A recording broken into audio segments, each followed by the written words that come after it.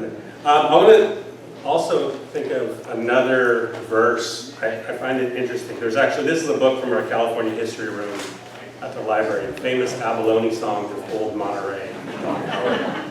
But one of the lines from Sinclair Lewis: some stick to biz, some flirt with Liz, down on the sands of Coney, but we, by hell, stay in Carmel and nail the Abalone. So all of those people, they were, what I've read, they would beat the Abalone to these poems. Right? They would like beat them on the beach and make their poems in there, and then write them in Pop's book. So that's where this book is right here. This is all the different verses that are in here from artists like Evelyn McCormick is in here, and Arvin Hansen is in here too. But also, just when they do have a break, make sure you guys visit the tables around here, just to thank all the folks, and if I probably missed people, but our Fisheries Trust, the Kelp Forest Restoration, White Abalone Project, Point Lobos, and Pacific Abalone, as well as JACL, just to thank everybody for being here and all the people working to help keep an active and productive fisheries here. With that, we do have another program before lunch. Do we have Art Seavey? Yes. Art Seavey, welcome. Thank you.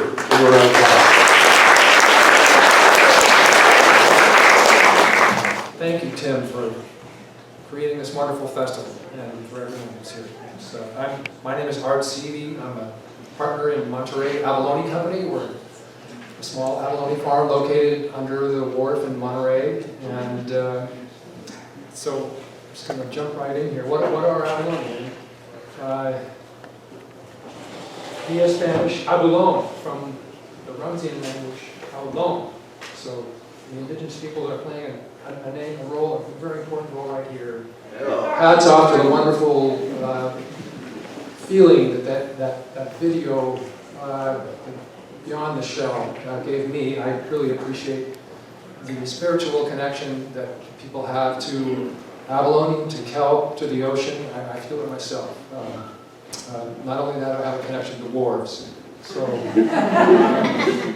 this is the most comprehensive finding I can encounter on how many species there are. Abalone do create hybrids. And so I think that may be a reason for the confusion that's evident from this slide.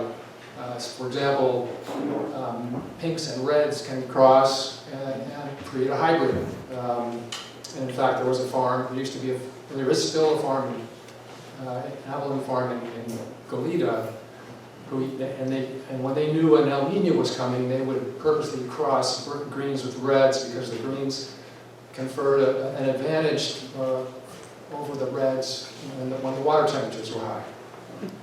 These are the species that live in California, and this is an old slide that shows their representative habitat areas, and the reds are probably the biggest area, going from halfway down Baja up to where it used to be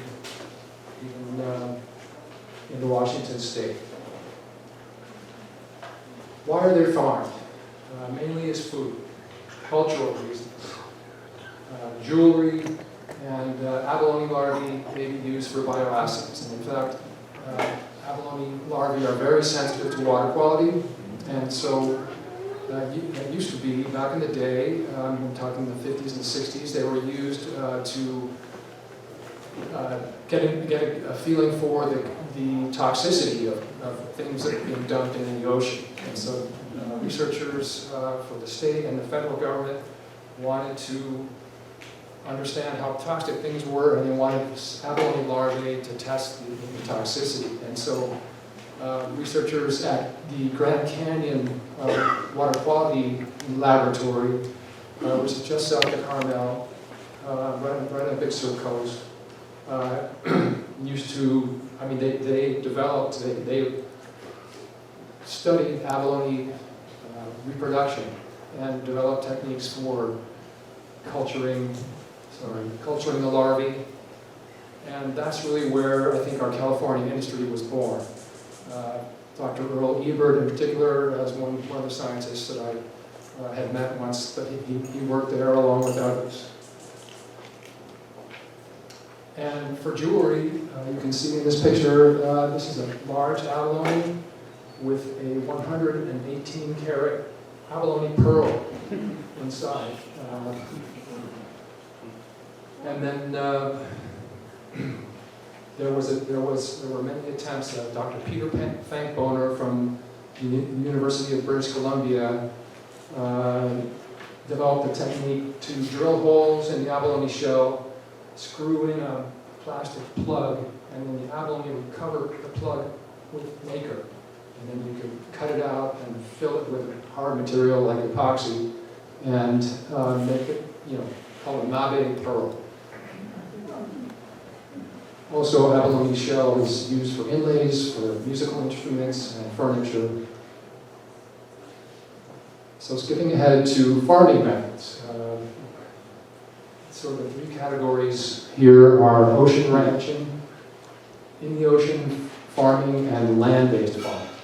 Ocean ranching happens when you take hatchery-reared abalones, baby abalone, and plant them in the wild, and come back some years later hoping to harvest them. Unfortunately, there are many things in the wild that love to eat baby abalone, so often these ocean ranching attempts come with removal of those predators, which is not something that we would consider here. And in the ocean, farming is generally done in cages, cage culture or raft culture. Abalone are contained in habitats to keep predators out and keep them in, and that's what we do. We use cage culture.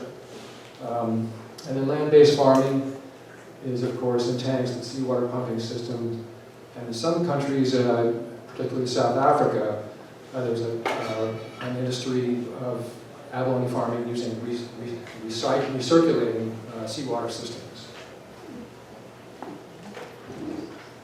And this is a plug for another great video on marine life and the culture of, this is called Sea Women, it's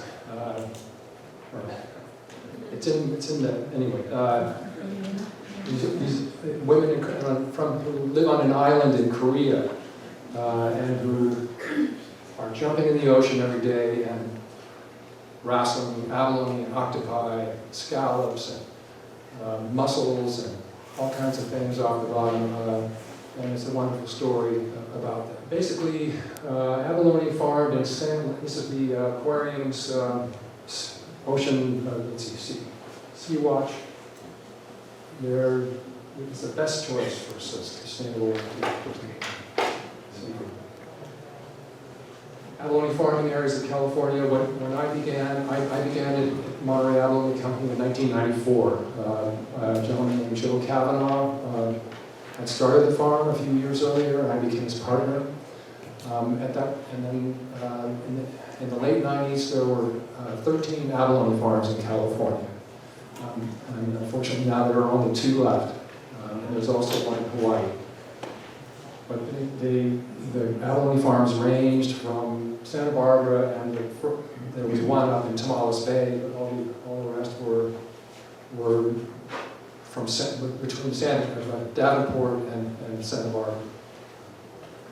This is a picture of the farm in Santa Barbara or Goleta called the Cultured Abalone, and they raise the abalone in these big tanks. As you can see, they got plenty of kelp to eat. And some farms used to make pre-packaged abalone steaks. I believe now that the 2 farms that are left are only selling the abalone live in the shell. So the process for farming abalone begins in the hatchery. And sort of you need to find sexually mature abalone, males and females.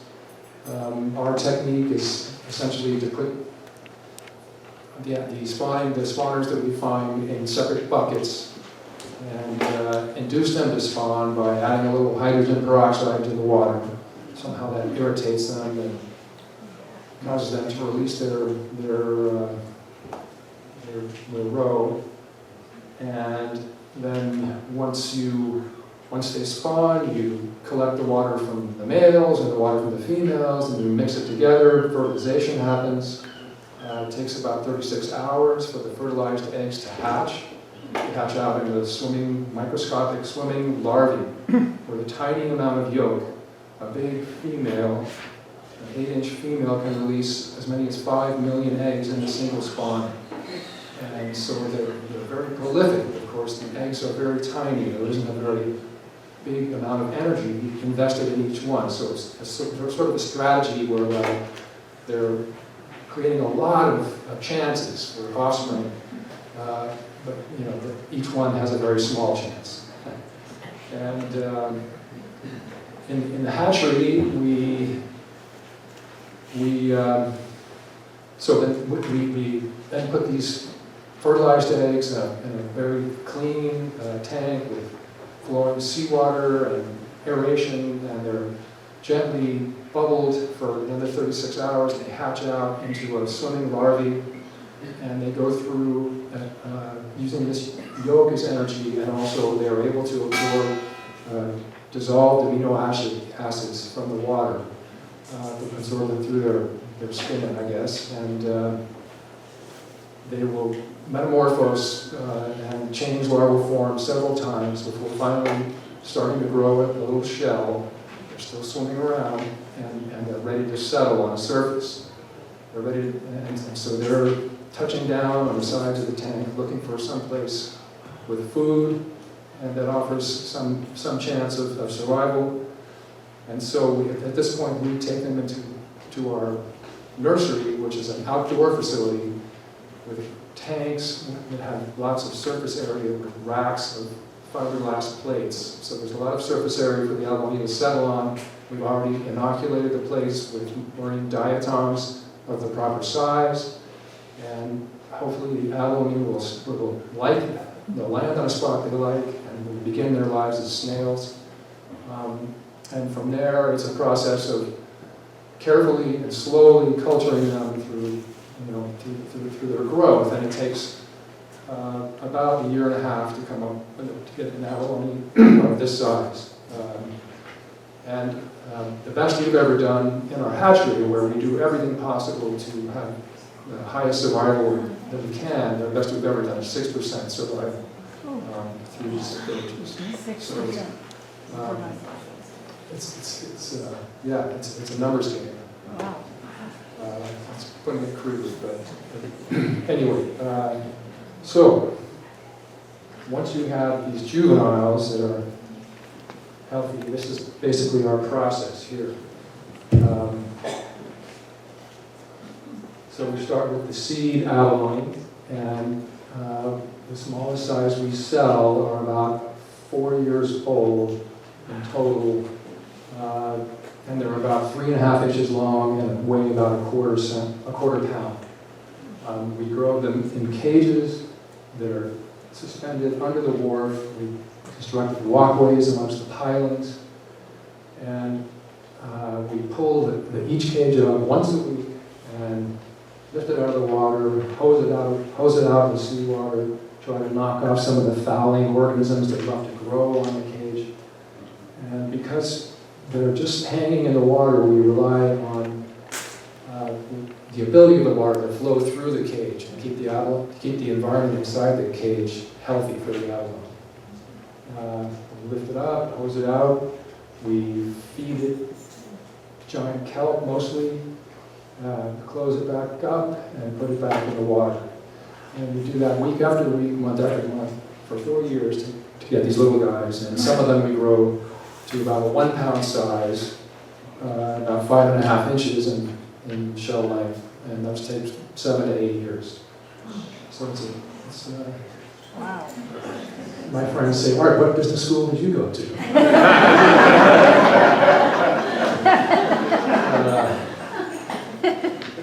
So, as I said, we rely on, we feed them mostly giant kelp. This is a picture of one of our crew harvesting some kelp on a winter's day in the bay. And we'll talk more about kelp in a minute. My partner, Trevor Fay, pulling up the cage full of abalone from under the wharf. We used to use those pulleys. Now we have a hydraulic winch system. So he's got a winch control in his right hand and pulling it up. There's some cages with abalone in them. And here's an abalone. Let me see. Okay, so I wanted to shift gears a little bit, and I have some great, what I think are fun photos of a technical collaboration trip that a friend took to Korea to look at how they farm abalone there. And the Korean abalone industry exploded in the early 2000s. When there were 13 farms in California, all the biggest farms usually sent about half their production to Japan, to the Tsukiji market in Tokyo, to be auctioned off, and they would get about $13 a pound for it. And then in about 2009, Korea came online with production, a huge production, and cut their price to $8 a pound, and all of a sudden, California farms were out of luck. And anyway, so these guys visited, and in many parts of Asia, there are huge algae culture, seaweed culture industries. These are piles of laminaria fronds, and these are the long lines and floats used to grow those the laminaria plants. And these are laminaria plants, the root systems of the laminaria plants on the lines. They, about every 8 inches, they untwist the rope, strands of the rope, and put a little kelpling in there and twist it back together again, and the roots grow around the rope. And here you can see some long lines. It's kind of hard to see the seaweed there, but you can just see it. This is a system for harvesting the seaweed. See the, whoops. The long line gets pulled up through this trough and up over this bar, and as it goes past, the guys are cutting the seaweed off and filling up these little barges with the seaweed. And the barges come ashore to where there's a big long rope pulley system, and they can lift up the bale of the bundle of seaweed and bring it and dump it in a truck. This is a gentleman who's inspecting ropes, little small strings, excuse me, that the spores of the laminaria are settled on. And this is a Korean abalone farm, and they have something like 3,000 hectares, 7,500 acres devoted to abalone culture in the waters. And whoops, I'm sorry. So each of those little squares contains some substrates for the abalone to crawl on, and these guys come by with a barge of this cultured seaweed, and the 2 guys can feed millions of abalone every day.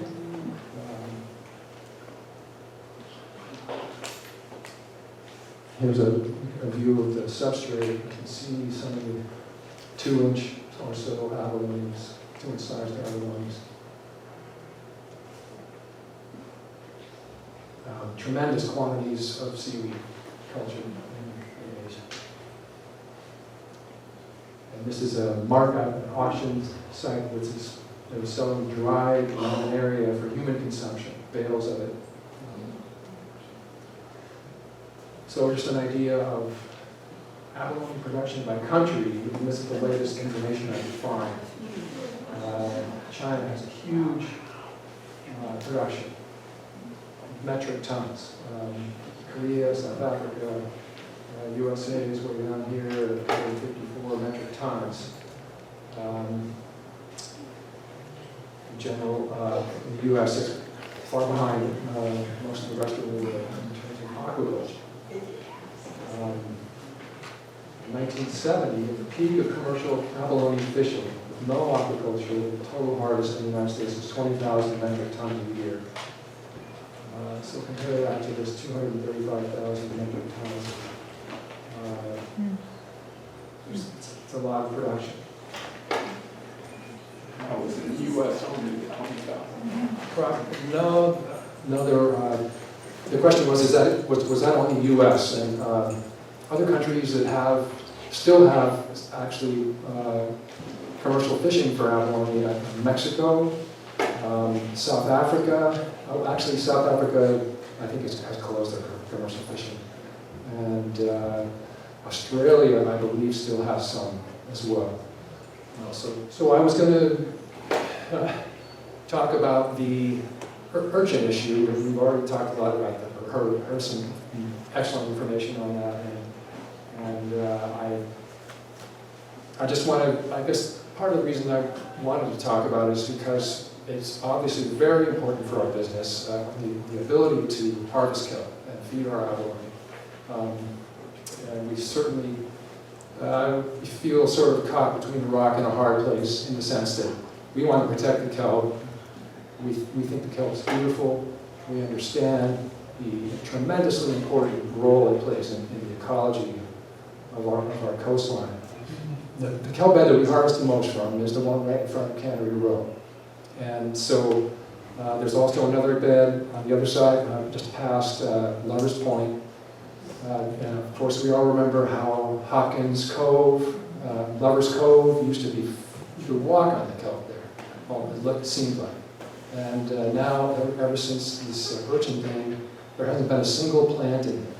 And that's a state marine reserve. There's no harvesting in there. And so there's in the Otter Cove, just beyond Lover's Point, there's a small bed that has been productive in the last few years, and that's, I think, it's being out a little further towards the point. It's a little more exposed, so the winter swells take it out, but it has been going back well. We appreciate the efforts that so many people have made to understand the kelp situation, and I want to acknowledge Keith Rootsherg over there, who has some displays on that table next to him, who's done the impossible by attaining a permit from California Department of Fish and Wildlife to actually remove urchins from a 1 hectare plot on Tanker's Reef. And that was successful and created, the kelp forest came back there. We're hoping that kelp comes back. Yes. Is there any attempt to cultivate the algae here, as they're doing in Korea? The question is whether there's any attempt to culture algae here. Yes, there are many people who would love to have seaweed farms. Unfortunately, the Department of Fish and Wildlife, well, it's the California Fish and Game Commission, which is intertwined with the Department of Fish and Wildlife, has not issued a new water bottom lease in California for 25 years. So it's impossible for anyone to have one. And I don't know if you remember, several years ago, some people actually started a kelp farm off of Santa Barbara out in federal waters because they couldn't do it in state waters. And they successfully grew quite a big area of kelp. And then, unfortunately, some sport fishing, people were sport fishing and were driving by in a boat. One of the long lines had broken, and it wrapped around the propeller, the boat flipped over, and someone died. So they just closed their doors. And so right now, there are no commercial kelp farms that I'm aware of. Your business program is actually don't look very bad. 5 million progeny for female, and presumably the same for male. 4% starting out with that, still 250,000 kids from each one before you go through your 8-year process. And then 15 times increase from a farming shift is impressive in 50 years. We go another 50 years in that future, is this a product with farmed ecology that has such economies of scale that the price could finally drop down below shrimp and tilapia, and finally there exists a new water-based solid state protein product in the future? I mean, another jump is big. Well, yeah, I agree. I mean, that is one of the hopes and promises for aquaculture, right? When I was in grad school, the professors told us that it was going to be the blue revolution and we were going to feed the world. And I hope so. Unfortunately, I think that, you know, I was in grad school in the early 80s, and that's when salmon farming came online. And there was a lot of criticism, immediate criticism of salmon farming, and my fellow students and I would look at each other and say, well, you know, the industry is going to rebut that, right? The industry is going to say something, and I think they were counting on this criticism just going away, but it never did happen, and I think it has influenced, you know, the policy and the politics and the regulatory structure here in California to the point where it's difficult, very difficult and very expensive to just get a permit, anyway. And I think that another reason, one of the reasons that so many of those 13 abalone farms that were present in the late 90s had gone is because their property, if they had a piece of coastal property, they could make so much more money by selling it than by farming. So I hear you. It's you know, it seems like it should be very productive, and I mean 4% of 5 million is 40,000, not 4 million, unfortunately. I wish it was the other way around. Do you have to filter the Monterey Bay water that feeds your more mature abalones? That question was, do we need to filter our seawater? We feel our seawater is you know, is pretty clean. The current generally comes from northwest and sweeps along the peninsula and around the bend on the Monterey State Beach and heads that way. It depends on the wind. But, we have tested our abalone many times for metals and for toxic, you know, what's called an EPA 88 assay for pesticides, etc. And there are, you know, particularly zinc is probably the highest metal you can see, but the rest are well underneath, you know, any guidelines. And the EPA panel has come back every time with non-detects for all the 13 different compounds they're looking for. So we feel like the water is clean. Red tides are definitely a concern. They can soak up all the oxygen in the water, especially at night. In fact, we lost some abalone last fall when that big influx of anchovies happened and died in the harbor. We also, there was a gentleman named Gary Russell, a resident of Pacific Grove, who had a raft in the harbor for many years. He and his son ran it, and they were, you know, raising abalone there. And he decided to retire. We bought the raft from him. So one of the projects we're engaged in now there is taking these purple urchins that are empty and from the urchin barrens and feeding them kelp. It takes about 4 months for the gonads to fill in, and then we can sell them for human consumption. So we're hoping that is something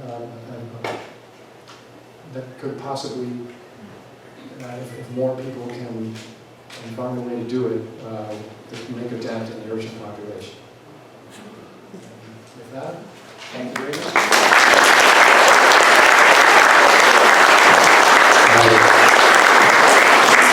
Thank you, Art, for that. Just a reminder for everybody, there is a survey on the back of your agenda, so if you fill that out, make sure you can leave it there or put it back. It's just about 12 o'clock, and the lunch is on your own time, but also Tim will have the museum open, so if you follow out on the outside and go out towards the mural, you can see it. But I just want to read out for lunchtime, actually, one of the early 1870s recipes for abalone. This is from the Monterey Weekly Herald from October 3rd, 1874. Get the abalones fresh in the shell and alive. With a common hammer, beat on the face of the fish until they quit their hold and drop from the shell. Carefully wash away everything but the pure white fish. Then wrap them up in a piece of strong cloth and with billet of wood, pound them to a jelly. Boil the jelly for a quarter of an hour with milk and butter, pepper to suit the taste, and a dish to satisfy the most fastidious will be the result. So, I don't know if you're having that for lunch, but it is time to go head out, and as I mentioned, go and visit the museum out on the side, and thank you everybody.